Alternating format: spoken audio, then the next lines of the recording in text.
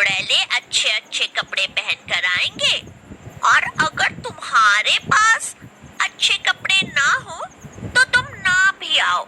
ये सुनकर रीमा चुड़ैल को बड़ा गुस्सा आता है, लेकिन वो अपना गुस्सा छिपा लेती है और हंसते हुए कल्लो चुड़ैल से कहती है, क्या तुम भी कल्लो कैसी बातें कर रही हो? अरे तुम देखना, मैं ऐसी ड्रेस पहनकर पार्टी में आऊंगी कि सब डायन को नहीं बल्कि मुझे देखेंगे। क्या क्या सच में? ऐसा क्या पहनने वाली हो तुम? कल्लो चुड़ैल तो चली जाती है, मगर रीमा सोच में पड़ जाती है। हे भगवान, अब मैं क्या करूं?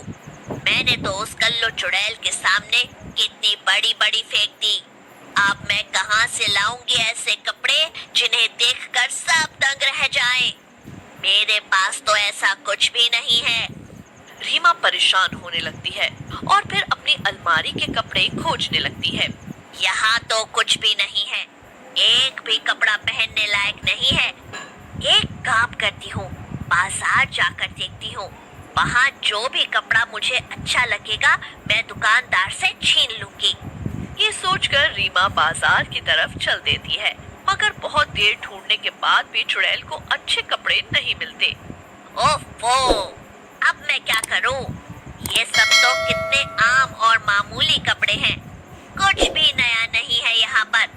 अरे मुझे तो ऐसा तड़कता फड़कता चाहिए जो डायन के कपड़ों से भी ज्यादा डरावना हो, जिसे देखकर सब दंग रह जाएं। रीमा चुड़ैल ये सब सोचते सोचते एक पेड़ के नीचे बैठ जाती है, पर तभी थोड़ी दूर से बैंड बाजे की आवाज सुनाई देती है। अरे ये शोर कैसा? ऐसा लगता है पास में ही किसी इंसान की शादी हो रही है। रीमा चुड़ैल शादी में घुस जाती है और तभी उसे होटल के अंदर एक कमरा दिखाई देता है। लगता है ये दुल्हन का कमरा है। चलो अंदर चलकर देखती हूँ कि क्या हो रहा है। रीमा अंदर घुस जाती है और दुल्हन को तैयार होता हुआ देखने लगती है। बचाओ, ये तो चुड़ैल है, तुम यहाँ अंदर कैसे आ गई? अरे अरे, ए लड़की, चिल्लाना बंद कर। मैं तो बस यहाँ घूमने फिरने आई थी, मुझे ये कमरा दिखा तो अंदर चली आई। ओह अच्छा, तो तुम यहाँ से मुझे बिना मारे चली जाओगी? रीमा चुड़ैल दुल्हन के लहंगे को ध्यान से देखती है और उसे उसका लहंगा बड़ा ही अलग और सुंदर लगता है। तेरा ये लहंगा तो बड़ा ही सुंदर लग रहा है। ये हाँ है ना सुंदर? मेरा ये सुंदर लहंगा तो शहर की मशहूर पारुल दर्जी ने सिला है। अरे तुम जानती हो, पारुल दर्जी जैसे चाहो वैसे कपड़े सिल देती है। क्या सच में? तो क्या मुझे जैसे कपड़े चाहिए होंगे वो ठीक वैसे ही सिल देगी? हाँ हाँ, क्यों नहीं। तू बस मुझे जल्दी से उस पारुल दर्जी का पता बता। दुल्हन चुड़ैल को पता बता देती है और रीमा चुड़ैल उसी टाइम उस पते पर चली जाती है। रीमा देखती है कि उस दर्जी पारुल का घर बहुत ही बड़ा और आलीशान था। अरे अरे, इस पारुल दर्जी का घर तो कितना बड़ा है। लगता है कि ये सच में बहुत मशहूर और अमीर है। अब मेरे पास पैसे तो नहीं, तो मुझे इसे डरा धमका कर ही अपनी ड्रेस बनवानी पड़ेगी। रीमा चुड़ैल सीधा पारुल दर्जी के घर में अंदर जाती है और उसे ढूंढने लगती है। थोड़ा ढूंढने के बाद रीमा को पारुल अपने कमरे में मिलती है। पारुल एक चुड़ैल को अपने घर में देखकर बहुत डर जाती है। पारुल इससे आगे कुछ और बोलती उससे पहले ही रीमा चुड़ैल अपने जादू से पारुल को बेहोश कर देती है। पारुल को सीधा अगले दिन सुबह ही होश आता है। जब वो उठती है तो खुद को इतने डरावने से घर में देखकर डर जाती है और जोर जोर से चिल्लाने लगती है। अरे अरे, चिल्लाना बंद कर। मैं तुझे यहाँ एक खास काम से लाई हूँ। मैं चाहती हूँ कि तुम मेरे लिए एक ड्रेस सिलो। क्या? पर मेरा सिलने का सारा सामान मेरे घर पर है। वो सब मैं ले आऊंगी, उसकी चिंता मत करो। मगर बस मुझे एक ऐसी ड्रेस चाहिए जिसे देखकर सब दंग रह जाएं। तुम्हें वो किस रंग की चाहिए, ये सब, तभी तुम्हें ड्रेस सिल पाऊंगी।